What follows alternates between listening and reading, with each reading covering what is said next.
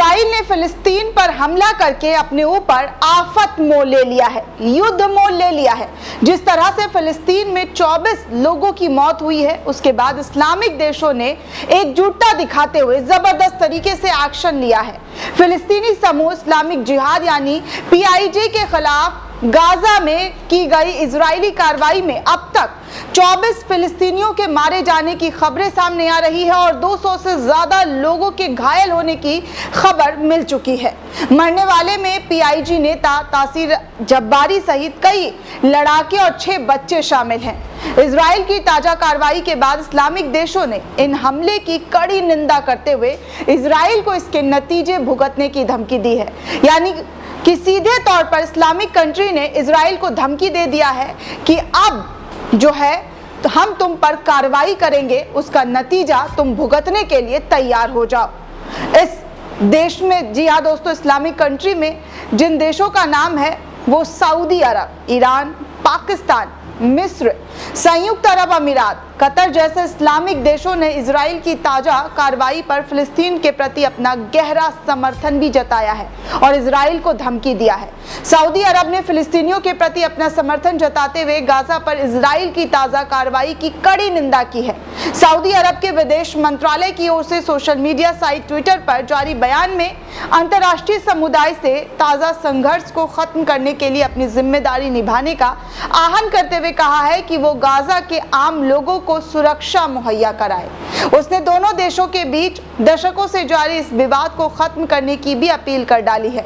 वहीं ईरान ने गाजा पर क्रूर हमले की निंदा करते हुए और फिलिस्तीनियों को अपना समर्थन दिया है। ईरान ने कहा है कि इजराइल के खिलाफ लड़ाई में वो अकेला नहीं है, ईरान भी उसके साथ खड़ा हुआ है। ईरान के राष्ट्रपति इब्राहिम राइसी ने कहा है कि इजराइल ने एक बार फिर दुनिया को अपना प्रभाव जमाने वाले और आक्रामक स्वभाव दुनिया को दिखाया है। अब इसका अंजाम वो खुद भुगतेगा। अल जजीरा के अनुसार ईरान के इस्लामिक रिवॉल्यूशनरी गार्ड कोर यानी कि IRGC के प्रमुख मेजर जनरल हुसैन सलामी ने एक न्यूज़ वेबसाइट से बातचीत करते हुए इंटरव्यू के दौरान कहा कि यरूशलेम को मुक्त कराने और फिलिस्तीनियों के हक को बनाए रखने के लिए काम करने वाले यहूदी विरोधी भी सभी जिहादी शक्ति आज एकजुट है। ईरान भी राजधानी तेहरान के दौरे पर गए इस्लामिक जिहाद के नेता जिहादुल नखला से उन्होंने कहा कि हम अंत तक इस राह पर आपके साथ हैं। आप फिलिस्तीन और फिलिस्तीनियों को बताएं कि वो अकेले नहीं हैं, उनके साथ हम सब खड़े हुए हैं।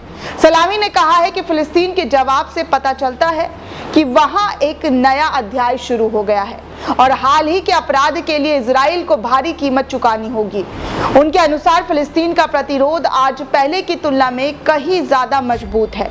पाकिस्तान के विदेश मंत्रालय ने भी इजराइल के ताजा हमले की कड़ी निंदा की है। पाकिस्तान के अनुसार इजराइल के ताजा हमले अंतर्राष्ट्रीय मानव अधिकारों और मानवीय कानूनों की पूरी अवहेलना करते हुए दशकों से बेगुनाह फिलिस्तीनियों के साथ हो रहे इजरायली अत्याचार, उसके अवैधकारी और अंधाधुंध बल प्रयोग का नमूना है। प्रधानमंत्री शहबाज शरीफ ने भी ट्वीट करते हुए लिखा कि इजरायली चरमपंथी की ताजा कार्रवाई है। उन्होंने लिखा, यदि सजा से बचाव और बर्बरता का कोई चेहरा होता तो इजराइल का ही होता, जिसने बिना नतीजों की परवाह किए फिलिस्तीनियों को अपना निशाना बना लिया। वहीं पाकिस्तान के पूर्व प्रधानमंत्री इमरान खान ने भी कहा कि इजराइल अपनी सैन्य शक्ति का उपयोग फिलिस्तीन लोगों को अपने काबू में करने के साथ उसके हक के लिए और इजरायली कब्जे को खत्म करने के लिए खड़े होने वालों के अलग थलग करने के लिए कर रहा है। उन्होंने लिखा कि हम बहादुर फिलिस्तीनी लोगों के साथ खड़े हुए हैं और वैश्विक ताकतों से अपनी चुप्पी तोड़ने और फिलिस्तीनी लोगों पर इजराइल के किए गए अत्याचारों के खिलाफ कार्रवाई करने की मांग करते हुए इमरान खान ने बात रखी। शांति केवल एक व्यवहारिक दो देशों के सूत्रों से ही आ सकती है। उधर मिस्र ने भी कहा कि वो दोनों देशों के साथ मिलकर दिन रात काम कर रहा है ताकि हालात और ना बिगड़े और क्षेत्र में शांति और स्थिरता बहाल हो। मिस्र के राष्ट्रपति अब्दुल फतेह अल सीसी ने काहिरा में एक कार्यक्रम में संबोधित होते हुए शनिवार को कहा कि हमने हालात को काबू से बाहर ना जाने देने और लड़ाई रोकने के लिए दिन रात हर किसी से संपर्क किया है।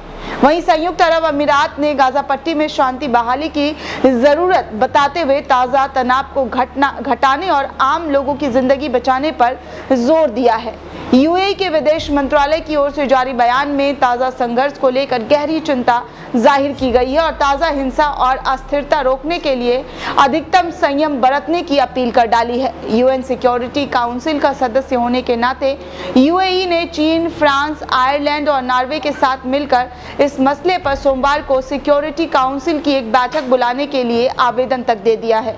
उसकी मांग है कि इस बैठक में क्षेत्र के ताज़ा हालात पर चर्चा हो और शांति बहाली के अंतर्राष्ट्रीय समुदाय के प्रयासों का समर्थन दिया जा सके। कतर ने भी गाजा पर इजराइल की ताज़ा कार्रवाई को आक्रामक बताते हुए इसकी कड़ी निंदा की है। कतर के विदेश मंत्रालय ने दुनिया से तुरंत पहल करने की अपील की है ताकि आम लोग, खासकर महिलाएं और बच्चों पर हो रहे हमले रुक सके। इस बात जारी एक बयान में कतर ने फिलिस्तीनी मुद्दे, वहां के लोगों के उचित हक और 1967 में तय की गई सीमा के अनुसार उनके आज़ाद मुल्क, जिसकी राजधानी यरूशलेम है, उसके साथ न्याय करने को लेकर अपना समर्थन दिया है। इजराइल के अनुसार शुक्रवार को अब तक 300 फिलिस्तीन रॉकेट और मोटोर दागे जा चुके हैं। वही इजराइल के प्रधानमंत्री यार लैपिड ने कहा है कि पीआईजी से तत्कालीन खतरे को देखते हुए इजराइल ने ताज़ा अभियान शुरू कर दिया है। इजरायली सेना ने चेतावनी दी है कि ब्रेकिंग डॉन नाम का यह ऑपरेशन 1 सप्ताह तक चल सकता है। ताज़ा हिंसा के बारे में बताया गया है कि मई 2011 में 11 दिनों तक चले संघर्ष में 200 से अधिक फिलिस्तीनियों और 1 दर्जन इजरायली नागरिकों के मारे जाने के बाद दोनों पक्षों के बीच की ये सबसे गंभीर झड़प मानी जा रही है।